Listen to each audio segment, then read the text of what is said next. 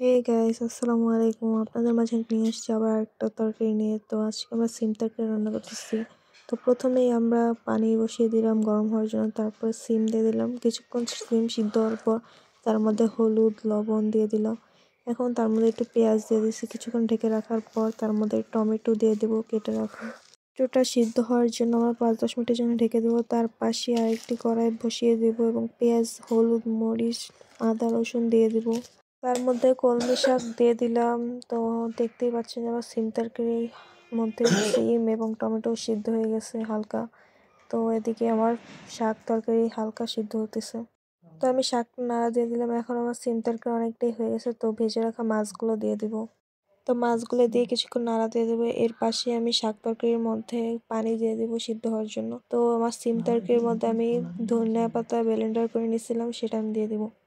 তারপর শাক তরকারির মধ্যে আমি শিং মাছ দিয়ে দিব। দেন কেটে রাখা ধনিয়া পাতা দিয়ে দেবো উপর দিয়ে। তো দেখতেই পাচ্ছ আমার তরকারি হয়ে গিয়েছে। Thanks for watching.